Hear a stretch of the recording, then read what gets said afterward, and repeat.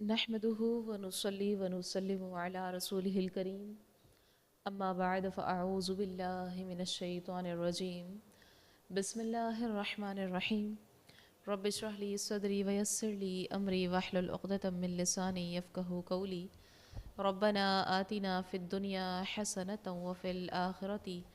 حسنة وقنا عذاب النار آمین بجاہ سید المرسلین صلی اللہ علیہ وآلہ وبارک وسلم۔ سورۃ البلد اور سورۃ الشمس کی تفسیر سماعت کریں گے۔ سب سے پہلے سورۃ البلد مکہ مکرمہ میں نازل ہوئی ہے۔ اس سورت میں 1 رکوع اور 20 آیتیں ہیں۔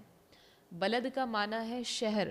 اور اس سورت کی پہلی آیت میں اللہ تبارک و تعالی نے اپنے رسول صلی اللہ علیہ وسلم کے شہر مکہ کی قسم ارشاد فرمائی ہے۔ اسی مناسبت سے اسے سورۃ البلد کہتے ہیں۔ بسم اللہ الرحمن الرحیم، اللہ کے نام سے شروع جو نہایت مہربان رحمت والا ہے۔ آیت نمبر 1 اور 2 میں فرمایا، مجھے اس شہر کی قسم جبکہ تم اس شہر میں تشریف فرما ہو۔ اس آیت کریمہ میں ارشاد فرمایا کہ اے حبیب صلی اللہ علیہ وسلم، مجھے اس شہر مکہ کی قسم جبکہ تم اس شہر میں تشریف فرما ہو۔ اس آیت مبارکہ سے شہر مکہ کی فضیلت ظاہر ہوتی ہے۔ آگے آیت نمبر 3 اور 4 میں فرمایا، اور باپ کی قسم اور اس کی اولاد کی، یقیناً بے شک ہم نے آدمی کو مشقت میں رہتا پیدا کیا۔ اس آیت کے بارے میں مفسرین کا ایک قول یہ ہے کہ یہاں باپ سے مراد حضرت ابراہیم علیہ السلام ہے، اور ان کی اولاد سے مراد حضرت اسماعیل علیہ السلام ہے، اور چونکہ رسول اللہ صلی اللہ علیہ وسلم بھی بالواسطہ حضرت ابراہیم علیہ السلام کی اولاد میں سے ہیں، اس لیے اولاد کی قسم میں آپ صلی اللہ علیہ وسلم بھی داخل ہیں۔ دوسرا قول یہ ہے کہ یہاں باپ سے مراد حضرت آدم علیہ السلام ہے، اور اولاد سے آپ علیہ السلام کی ذریت مراد ہے۔ اور تیسرا قول یہ بھی ہے کہ یہاں والد سے رسول اللہ صلی اللہ علیہ وسلم اور اولاد سے آپ صلی اللہ علیہ وسلم کی امت مراد ہے۔ اس کی تائید میں حدیث مبارکہ بھی ہے۔ نبی کریم صلی اللہ علیہ وسلم نے فرمایا، میں تمہارے لیے باپ کی طرح ہوں، میں تمہیں تمہارے دینی معاملات میں سکھاتا ہوں۔ فرمایا، لقد خلقنا الانسان فی کبد، بے شک یقیناً ہم نے آدمی کو مشقت میں رہتا پیدا کیا۔ اللہ تبارک و تعالیٰ نے شہر مکہ کی حضرت ابراہیم علیہ السلام اور حضور صلی اللہ علیہ وسلم کی قسم یاد کر کے ارشاد فرمایا کہ بے شک ہم نے آدمی کو مشقت میں رہتا پیدا کیا کہ وہ حمل کے دوران ایک تنگ و تاریک مکان میں رہے، ولادت کے وقت تکلیف اٹھائے، دودھ پینے، دودھ چھوڑنے اور معاش کے حصول اور زندگی و موت کی مشقتوں کو برداشت کرے۔ یاد رکھیے کہ ان مصائب اور تکالیف میں اللہ تبارک و تعالیٰ کی بے شمار حکمتیں ہیں۔ ہمارا نفس امارہ مست گھوڑا ہے، اگر اس کے منہ میں ان تکالیف کے لگام نہ ہو تو یہ ہمیں ہلاک کر دے گا، کیونکہ ان تکالیف کے لگام کے باوجود انسان کا حال یہ ہے کہ ظلم اور قتل و غارت گری انسان نے کی، چوری ڈکیتی کی، وارداتوں کا مرتکب انسان ہوا، فحاشی اور عریانی کے سیلاب انسان نے بہائے، نبوت کا جھوٹا دعویٰ حتیٰ کہ خدائی تک کا دعویٰ انسان نے کیا، اور اگر ان تکالیف کی لگام ہٹا لی جائے تو انسان کا جو حال ہوگا وہ تصور سے بالاتر ہے۔ آیت نمبر 5 تا 7 میں فرمایا، کیا آدمی یہ سمجھتا ہے کہ ہرگز اس پر کوئی قدرت نہیں پائے گا؟ کہتا ہے کہ میں نے ڈھیروں مال ختم کر دیا۔ کیا آدمی یہ سمجھتا ہے کہ اسے کسی نے نہ دیکھا؟ ایک اور یہ ہے کہ یہ آیت ابو الاشد اسید بن کلدہ کے بارے میں نازل ہوئی۔ یہ انتہائی مضبوط اور طاقتور شخص تھا، اور اس کی طاقت کا یہ عالم تھا کہ چمڑا پاؤں کے نیچے دبا لیتا اور اعلان کرتا کہ کون اس چمڑے کو میرے پاؤں کے نیچے سے نکالے گا۔ 10 آدمی اس چمڑے کو کھینچتے رہتے ہیں یہاں تک کہ وہ چمڑا تو پھٹ کر ٹکڑے ٹکڑے ہو جاتا، لیکن جتنا اس کے پاؤں کے نیچے ہوتا وہ ہرگز نہ نکل سکتا تھا۔ اور ایک قول یہ ہے کہ یہ آیت ولید بن مغیرہ کے بارے میں نازل ہوئی، اور آیت کے معنی یہ ہے کہ یہ کافر اپنی قوت پر غرور کرتا اور مسلمانوں کو کمزور سمجھتا ہے، یہ کس گمان میں پڑا ہوا ہے، اور یہ اللہ کی قدرت کو نہیں جانتا جو کہ قادر برحق ہے۔ پھر فرمایا یقول اہلکت مالا لبدا، کہتا ہے کہ میں نے ڈھیروں مال ختم کر دیا۔ یہاں سے اس کافر کا قول ذکر کیا گیا۔ خلاصہ یہ ہے کہ وہ کافر کہتا ہے کہ میں نے نبی کریم صلی اللہ علیہ وسلم کی عداوت اور دشمنی میں لوگوں کو دے دے کر ڈھیروں مال ختم کر دیا تاکہ وہ لوگ حضور اقدس صلی اللہ علیہ وسلم کو تکلیف پہنچائیں۔ کیا اس کافر کا یہ گمان ہے کہ اسے اللہ تعالیٰ نے نہیں دیکھا، اور اللہ تبارک و تعالیٰ اس سے سوال نہیں کرے گا کہ اس نے یہ مال کہاں سے حاصل کیا اور کس کام پر خرچ کیا؟ ایسا ہرگز نہیں۔ اللہ تبارک و تعالیٰ اس کی خبیث نیت اور باطنی فساد سے باخبر ہے، اور وہ اسے اس کی سزا دے گا۔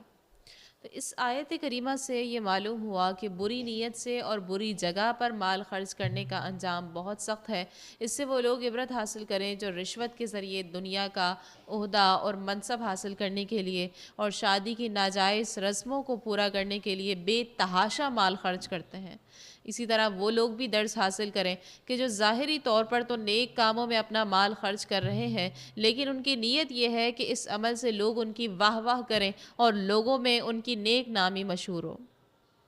تو ایسے لوگوں کو اس سے عبرت حاصل کرنا چاہیے۔ اللہ تبارک و تعالی ایسے لوگوں کے حال پر رحم فرمائے اور انہیں اپنی بگڑی عادتیں اور خراب حالات درست کرنے کی توفیق عطا فرمائے، آمین۔ آیت نمبر 8 تا 10 میں فرمایا کیا ہم نے اس کی 2 آنکھیں نہ بنائی اور 1 زبان اور 2 ہونٹ، اور ہم نے اسے 2 راستے دکھائے۔ یہاں سے اللہ تبارک و تعالی نے اپنی چند نعمتوں کا ذکر فرمایا ہے تاکہ اس کافر کو عبرت حاصل کرنے کا موقع ملے۔ خلاصہ یہ ہے کہ کیا ہم نے اس کافر کی 2 آنکھیں نہ بنائی جن سے وہ دیکھتا ہے، اور کیا ہم نے اسے زبان نہ دی جس سے وہ بولتا ہے اور اپنے دل کی بات بیان میں لاتا ہے، اور کیا ہم نے اسے 2 ہونٹ نہ دیے جن سے وہ اپنے منہ کو بند کر دیتا ہے اور بات کرنے، کھانے پینے اور پھونکنے میں ان سے کام لیتا ہے، اور کیا ہم نے اسے ماں کے دودھ سے بھرے پستانوں کی راہ نہ بتائی کہ پیدا ہونے کے بعد وہ ان سے دودھ پیتا اور غذا حاصل کرتا رہا۔ اللہ تبارک و تعالی نے انسان کو زبان عطا کی اور اس میں گفتگو کرنے کی صلاحیت بھی پیدا کی، اور اس نعمت کی اہمیت کا اندازہ اس سے لگایا جا سکتا ہے کہ اس کے ذریعے انسان کلام کرتا ہے اور اپنے دل کی بات بیان کرتا ہے، اس کے ذریعے معاملات سر انجام دیتا اور کھانے والی چیزوں کے ذائقے معلوم کرتا ہے۔ اور اگر انسان کی زبان نہ ہوتی، یا زبان تو ہوتی لیکن اس میں گفتگو کرنے کی صلاحیت نہ ہوتی، تو انسان کو اپنے معاملات سر انجام دینے کے لیے اشارے اور تحریر کا سہارا لینا پڑتا، اور اس سے جو دشواری ہوتی اس کا اندازہ گفتگو کرنے کی صلاحیت سے محروم لوگوں کو دیکھ کر کیا جا سکتا ہے۔ اور اس نعمت پر اللہ تبارک و تعالیٰ کا جتنا بھی شکر ادا کیا جائے وہ کم ہے۔ آیت کریمہ میں مزید فرمایا گیا وَهَدَيْنَاهُ النَّجْدَيْنِ، اور ہم نے اسے 2 راستے دکھائے۔ یہاں آیت میں نجدین کے بارے میں مفسرین کا ایک قول یہ ہے کہ اس سے ماں کی دونوں چھاتیاں مراد ہیں، اور ایک قول یہ ہے کہ اس سے اچھائی اور برائی کے 2 راستے مراد ہیں جو جنت یا جہنم تک پہنچاتے ہیں۔ آگے آیت نمبر 11 تا 16 کے اندر فرمایا پھر بغیر سوچے سمجھے کیوں نہ گھاٹی میں کود پڑا، اور تجھے کیا معلوم کہ وہ گھاٹی کیا ہے؟ کسی بندے کی گردن چھڑانا، یا بھوک کے دن میں کھانا دینا رشتہ دار یتیم کو، یا خاک نشین مسکین کو۔ فرمایا فَلَقْتَحَمَ الْعَقَبَةَ، پھر بغیر سوچے سمجھے کیوں نہ گھاٹی میں کود پڑا۔ یعنی جب اللہ تعالیٰ کی نعمتیں ظاہر اور وافر ہیں تو اس پر لازم تھا کہ وہ ان نعمتوں کا شکر ادا کرے، لیکن اس نے نیک اعمال کر کے ان جلیل اور عظیم نعمتوں کا شکر ادا نہ کیا۔ یہاں نیک اعمال کرنے کو گھاٹی میں کودنے سے اس مناسبت کی وجہ سے تعبیر کیا گیا کہ جس طرح گھاٹی میں چلنا اس پر دشوار ہے، اسی طرح نیکیوں کے راستے پر چلنا نفس پر دشوار ہے۔ پھر آگے فرمایا گیا وما ادراک ما العقبہ، اور تجھے کیا معلوم کہ وہ گھاٹی کیا ہے۔ خلاصہ یہ ہے کہ اور تجھے کیا معلوم کہ وہ گھاٹی کیا ہے، اس میں کودنا کیا ہے۔ وہ گھاٹی اور اس میں کودنا یہ ہے کہ کسی بندے کی گردن غلامی سے چھڑانا۔ یہ عمل خواہ اس طرح ہو کہ کسی غلام کو آزاد کر دے، یا اس طرح ہو کہ مکاتب غلام کو اتنا مال دے دے جس سے وہ آزادی حاصل کر سکے، یا کسی غلام کو آزاد کرانے میں مدد کرے، یا کسی قیدی یا قرض دار کو رہا کرانے میں ان کی مدد کرے۔ اور اس کے یہ معنی بھی ہو سکتے ہیں کہ نیک اعمال اختیار کر کے اپنی گردن آخرت کے عذاب سے چھڑائے۔ دوسرا، قحط اور تنگی کے دن رشتہ دار یتیم کو یا خاک نشین مسکین کو کھانا دینا جو کہ انتہائی تنگ دست اور مصیبت زدہ ہو، نہ اس کے پاس اوڑھنے کے لیے کچھ ہو اور نہ بچھانے کے لیے کچھ ہو، کیونکہ قحط کے دنوں میں مال نکالنا نفس پر بہت شاق اور اجر عظیم ملنے کا سبب ہوتا ہے۔ آگے آیت نمبر 17 اور 18 میں فرمایا پھر یہ ان میں سے ہو جو ایمان لائے اور انہوں نے آپس میں صبر کی نصیحتیں کی اور آپس میں مہربانی کی تاکیدیں کی، یہی لوگ دائیں طرف والے ہیں۔ یعنی یہ تمام عمل اس وقت مقبول ہیں اور اسی صورت میں یہ عمل کرنے والے کے بارے میں کہا جائے گا کہ وہ گھاٹی میں کودا کہ جب یہ اعمال کرنے والا ان لوگوں میں سے ہو جو ایمان لائے اور انہوں نے آپس میں گناہوں سے باز رہنے اور عبادات بجا لانے اور ان مشقتوں کو برداشت کرنے پر صبر کی نصیحتیں کی جن میں مومن مبتلا ہو، اور انہوں نے آپس میں مہربانی کی تاکیدیں کی کہ مومنین ایک دوسرے کے ساتھ شفقت و محبت کا برتاؤ کریں، اور اگر وہ ایماندار نہیں تو اس کے لیے کچھ نہیں بلکہ اس کے سب عمل بیکار ہیں۔ تو اس سے یہ معلوم ہوا کہ ایمان کے بغیر اچھی جگہوں پر مال خرچ کرنے کا ثواب نہیں ملے گا، بلکہ ایمان قبول کرنے کے بعد جو مال راہ خدا میں خرچ کیا جائے اسی کا ثواب ملے گا۔ پھر آگے فرمایا اولئک اصحاب المیمنہ، یہی لوگ دائیں طرف والے ہیں، یعنی جن میں یہ اوصاف پائے جاتے ہیں یہ دائیں طرف والے ہیں جنہیں ان کے نامہ اعمال دائیں ہاتھ میں دیے جائیں گے اور وہ عرش کی دائیں جانب سے جنت میں داخل ہوں گے۔ تو اس سے یہ معلوم ہوا کہ آپس میں صبر کی نصیحتیں اور مہربانی کی تاکیدیں کرنے والے مسلمانوں کا اللہ رب العزت کی بارگاہ میں مقام اور رتبہ اور درجہ بہت بلند ہے۔ آیت نمبر 19 اور 20 میں فرمایا اور جنہوں نے ہماری آیتوں کے ساتھ کفر کیا وہی بائیں طرف والے ہیں، ان پر ہر طرف سے بند کی ہوئی آگ ہوگی۔ فرمایا کہ جنہوں نے ہماری آیتوں کے ساتھ کفر کیا وہ بائیں طرف والے ہیں کہ انہیں ان کے نامہ اعمال بائیں ہاتھ میں دے دیے جائیں گے اور وہ عرش کے بائیں جانب سے جہنم میں داخل کیے جائیں گے، اور ان پر ہر طرف سے بند کی ہوئی آگ ہوگی کہ نہ اس میں باہر سے ہوا آ سکے گی اور نہ اندر سے دھواں باہر جا سکے گا۔ اس آیت مبارکہ پر سورۃ البلد اپنے اختتام کو پہنچا۔ آگے سورۃ الشمس کا آغاز ہے۔ سورہ شمس مکہ مکرمہ میں نازل ہوئی ہے۔ اس سورت میں 1 رکوع اور 15 آیتیں ہیں۔ سورج کو عربی میں شمس کہتے ہیں اور اس سورت کی پہلی آیت میں سورج کی قسم ارشاد فرمائی گئی ہے۔ سورہ شمس کے متعلق حدیث مبارکہ ہے، حضرت بریدہ رضی اللہ تعالیٰ عنہ فرماتے ہیں کہ رسول اللہ صلی اللہ علیہ وسلم عشاء کی نماز میں والشمس وضحاہا اور اس کے مشابہ صورتیں پڑھا کرتے تھے۔ اور حضرت جابر بن سمرہ رضی اللہ تعالیٰ عنہ فرماتے ہیں کہ حضور اقدس صلی اللہ علیہ وسلم نے انہیں فجر کی نماز پڑھائی تو اس میں سورۃ الشمس اور والسماء والطارق سورہ طارق کی تلاوت فرمائی۔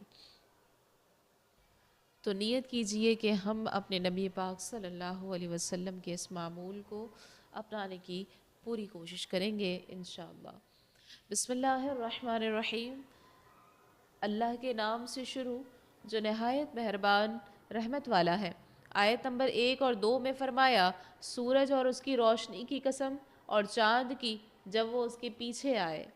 یعنی سورج کی قسم جبکہ اس کی روشنی ظاہر ہو۔ اس صورت میں اللہ تعالیٰ نے اپنی قدرت کی عظمت اور معبود ہونے میں اپنی وحدانیت کا اظہار کرنے کے لیے متعدد چیزوں کی قسم ارشاد فرمائی ہے، اور یہ چیزیں ایسی ہیں کہ ان کے ساتھ مخلوق کے عظیم منافع وابستہ ہیں، اور ان میں غور و فکر کر کے ہر انسان اللہ کی قدرت اور اس کی وحدانیت کے بارے میں جان سکتا ہے۔ فرمایا والقمر اذا تلاہا، اور چاند کی جب وہ اس کے پیچھے آئے، یعنی چاند کی قسم جب وہ سورج غروب ہونے کے بعد نکل آئے۔ پھر آیت نمبر 3 اور 4 میں فرمایا اور دن کی جب وہ سورج کو چمکائے اور رات کی جب وہ سورج کو چھپا دے۔ اس آیت کا ایک معنی یہ ہے کہ دن کی قسم جب وہ سورج کو خوب واضح کر دے، کیونکہ دن سورج کے نور کا نام ہے، تو جتنا دن زیادہ روشن ہوگا اتنا ہی سورج کا ظہور زیادہ ہوگا، کیونکہ اثر کی قوت اور اس کا کمال اثر کرنے والے کی قوت اور کمال پر دلالت کرتا ہے، لہٰذا دن سورج کو ظاہر کر دیتا ہے۔ دوسرا معنی یہ ہے کہ دن کی قسم جب دن دنیا کو یا زمین کو روشن کر دے یا رات کی تاریکی کو دور کر دے۔ فرمایا واللیل اذا یغشاہا، اور رات کی جب وہ سورج کو چھپا دے۔ اس آیت کا ایک معنی یہ ہے کہ رات کی قسم جب وہ سورج کو چھپا دے اور آسمان کے کنارے ظلمت و تاریکی سے بھر جائیں۔ دوسرا معنی یہ ہے کہ رات کی قسم کہ جب رات دنیا کو چھپائے۔ یہاں تک کہ جو 4 چیزیں بیان ہوئیں یہ سب در حقیقت سورج کے اوصاف 4 اوصاف ہیں، کیونکہ سورج کے وجود سے ہی دن ہوتا ہے اور روشنی خوب واضح ہو جاتی ہے، اور سورج کے غروب ہونے سے ہی رات ہوتی ہے اور اس کے بعد چاند نکل آتا ہے۔ اور جو شخص سورج میں تھوڑا سا بھی غور کرے گا اور دل کی آنکھ سے اس کی بناوٹ اور تخلیق وغیرہ کا مشاہدہ کرے گا تو وہ اس کے خالق کی عظمت کو جان لے گا۔ آیت نمبر 5 اور 6 میں فرمایا اور آسمان کی اور اس کے بنانے والے کی قسم اور زمین کی اور اس کے پھیلانے والے کی قسم، یعنی آسمان کی قسم اور اس کی قسم جس نے اسے انتہائی بڑا اور نہایت بلند بنایا ہے، اور اسے بنانے والا اللہ تبارک و تعالی ہی ہے۔ پھر فرمایا والارض وما طحاها، اور زمین کی اور اس کے پھیلانے والے کی قسم، یعنی زمین کی قسم اور اس کی قسم جس نے اسے پانی پر پھیلایا تاکہ زمین پر موجود جانداروں کے لیے اس پر زندگی گزارنا ممکن ہو۔ آگے آیت نمبر 7 اور 8 میں فرمایا اور جان کی اور اس کی جس نے اسے ٹھیک بنایا، پھر اس کی نافرمانی اور اس کی پرہیزگاری کی سمجھ اس کے دل میں ڈالی۔ اس آیت کریمہ کا خلاصہ یہ ہے کہ جان کی اور اس کی قسم جس نے اسے ٹھیک بنایا اور اسے کثیر قوتیں عطا فرمائی، جیسے بولنے کی قوت، سننے کی قوت، دیکھنے کی قوت اور فکر، خیال، علم، فہم، سب کچھ عطا فرمایا۔ پھر اس کی نافرمانی اور اس کی پرہیزگاری کی سمجھ اس کے دل میں ڈالی اور اچھائی، برائی، نیکی اور گناہ سے اسے باخبر کر دیا اور نیک و بد کے بارے میں بتا دیا۔ آگے آیت نمبر 9 اور 10 میں فرمان ہے بے شک جس نے نفس کو پاک کر لیا وہ کامیاب ہو گیا، اور بے شک جس نے نفس کو گناہوں میں چھپا دیا وہ ناکام ہو گیا۔ اللہ رب العزت نے اس سے پہلی آیات میں چند چیزوں کی قسمیں ذکر کر کے اس آیت کریمہ میں فرمایا کہ بے شک جس نے اپنے نفس کو برائیوں سے پاک کر لیا وہ کامیاب ہو گیا، اور بے شک جس نے اپنے نفس کو گناہوں میں چھپا دیا وہ ناکام ہو گیا۔ اس سے معلوم ہوا کہ اپنے نفس کو برائیوں سے پاک کرنا کامیابی حاصل کرنے کا ذریعہ، اور اپنے نفس کو گناہوں میں چھپا دینا ناکامی کا سبب ہے، اور نفس برائیوں سے اسی وقت پاک ہو سکتا ہے جب اللہ تبارک و تعالی اور اس کے رسول صلی اللہ علیہ وسلم کی اطاعت کی جائے، اور اطاعت کرنے والوں کے بارے میں اللہ تعالی ارشاد فرماتا ہے اور جو اللہ اور اس کے رسول کی اطاعت کرے اور اللہ تبارک و تعالی سے ڈرے اور اس کی نافرمانی سے ڈرے تو یہی لوگ کامیاب ہیں، اور ارشاد فرماتا ہے اور جو اللہ اور اس کے رسول کی فرما برداری کرے اس نے بڑی کامیابی پائی۔ لہٰذا جو شخص حقیقی کامیابی حاصل کرنا اور ناکامی سے بچنا چاہتا ہے اسے چاہیے کہ اللہ اور اس کے رسول صلی اللہ علیہ وسلم کی اطاعت کر کے اپنے نفس کو برائیوں سے پاک کرے۔ آیت نمبر 11 تا 15 کے اندر فرمایا قوم سمود نے اپنی سرکشی سے جھٹلایا جس وقت ان کا سب سے بڑا بدبخت آدمی اٹھ کھڑا ہوا تو اللہ کے رسول نے ان سے فرمایا اللہ کی اونٹنی اور اس کے پینے کے بارے سے بچو، تو انہوں نے اسے جھٹلایا، پھر اونٹنی کی کونچیں کاٹ دی، تو ان پر ان کے رب نے ان کے گناہ کے سبب تباہی ڈال کر ان کی بستی کو برابر کر دیا اور اسے ان کے پیچھے کرنے کا خوف نہیں۔ اس سے پہلی آیات میں کئی قسموں سے اطاعت گزار کی کامیابی اور نافرمانی کی ناکامی کو بیان کیا گیا۔ اب یہاں سے اللہ تعالیٰ نے اپنے ایک رسول اور ان کی نافرمانی کرنے والوں کا حال بیان کیا ہے تاکہ کفار مکہ پر واضح ہو جائے کہ جس طرح حضرت صالح علیہ السلام کی نافرمانی کرنے کی وجہ سے ان کی قوم ہلاک کر دی گئی، تو اسی طرح رسول اللہ صلی اللہ علیہ وسلم کی نافرمانی کرنے کی وجہ سے انہیں بھی ہلاک کیا جا سکتا ہے۔ خلاصہ یہ ہے کہ قوم سمود نے اپنی سرکشی سے اپنے رسول حضرت صالح علیہ السلام کو اس وقت جھٹلایا جب ان کا سب سے بڑا بدبخت آدمی قدار بن صالف ان سب کی مرضی سے اونٹنی کی کونچیں کاٹنے کے لیے اٹھ کھڑا ہوا، تو اللہ تبارک و تعالیٰ کے رسول حضرت صالح علیہ السلام نے ان سے فرمایا